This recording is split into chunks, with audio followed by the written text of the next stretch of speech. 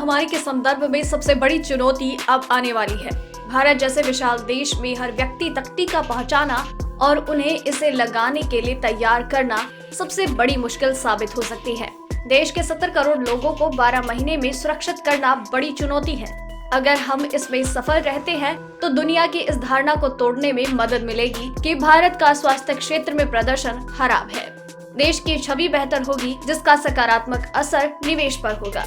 प्रत्येक व्यक्ति को वैक्सीन उपलब्ध कराने की बात करना स्वाभाविक है, लेकिन सभी 1.3 अरब लोगों को वैक्सीन उपलब्ध कराने की आवश्यकता नहीं है। महामारी को रोकने के लिए 70% लोगों को सुरक्षित कर हर्ड इम्यूनिटी को हासिल किया जा सकता है। ये करीब 90 करोड़ है, लेकिन गर्भवती महिलाओं और 10 साल से कम उम्र के बच्चों को अलग रखा जाना चाहिए।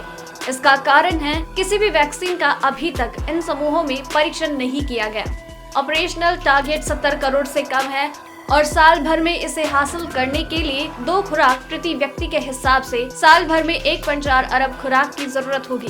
साल भर में 1.4 अरब खुराक हासिल करना चुनौती है। हालांकि अन्य विकासशील देशों की तुलना में हमारी स्थिति बेहतर है। इसका कारण है हमारी बड़ी वैक्सीन उत्पादन क्षमता। सीरम इंस्टीट्यूट ऑफ इंडिया दुनिया की सबसे बड़ी वैक्सीन निर्माता है। ये ऑक्सफोर्ड एस्ट्राजेनेका वैक्सीन का उत्पादन कर रही है और नोवावैक्स वैक्सीन का उत्पादन भी करेगी। प्रति वर्ष 1.2 अरब खुराक की क्षमता का विस्तार कर रही है और इसका आधा हिस्सा भारत के लिए उपलब्ध हो सकता है।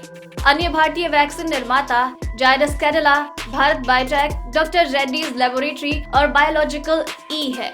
टीकाकरण कार्यक्रम में वैक्सीन का चुनाव साधारण मामला नहीं है। वैक्सीन बहुत अलग तकनीकों पर आधारित है। मैसेंजर आरएनए, एडेनोवायरस और निष्क्रिय वायरस के प्रयोग वाला परंपरागत दृष्टिकोण। प्रत्येक वैक्सीन सरुग्णता की उपस्थिति के आधार पर विभिन्न आयु समूह पर प्रभाव, साइड इफेक्ट्स और एक दूसरे से प्रभावशीलता में भिन्न होगी। एक अंतर्राष्ट्रीय रिपोर्ट के अनुसार भारत उन 3 देशों में शुमार है जिसने 1 अरब से ज्यादा खुराक हासिल करना पक्का कर चुका है। निःशुल्क वैक्सीन सरकारी अस्पतालों के जरिए वितरित करने का विचार उन देशों के लिए ठीक है जहां बेहतर राष्ट्रीय स्वास्थ्य सेवा है। भारत में स्थिति बहुत अलग है। शहरी क्षेत्रों में लोग निजी चिकित्सकों पर भरोसा करते हैं। फार्मासिस्ट और टेस्टिंग लैब जैसे निजी संस्थानों को टीकाकरण के लिए राज्य सरकार के अधिकृत एजेंटों के रूप में नामांकित किया जा सकता है। सरकारी अस्पतालों में जाने के इच्छुक लोग पूरी तरह से फ्री में प्राप्त कर सकते हैं। इससे सार्वजनिक क्षेत्र के अस्पतालों में भीड़ से बचने में मदद मिलेगी, जो आसानी से सुपर स्प्रेडर घटनाओं में बदल सकते हैं।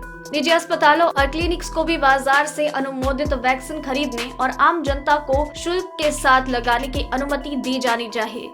निजी कंपनियां स्वयं के खर्चे पर कर्मचारियों का टीकाकरण करने के लिए तैयार हो सकती हैं। कम से कम पहले 2 वर्षों के लिए निजी क्षेत्रों को आपूर्ति की गई वैक्सीन पर मूल्य नियंत्रण से बचना महत्वपूर्ण होगा। अगर आपको ये रिपोर्ट पसंद आई तो इसे लाइक और शेयर करें। साथ ही अपने व्यूज हमें कमेंट करके जरूर बताएं। डेली ट्रेंडिंग न्यूज की रिपोर्ट सब्सक्राइब करें हमारा चैनल ऐसी ही लेटेस्ट और इंटरेस्टिंग न्यूज के लिए।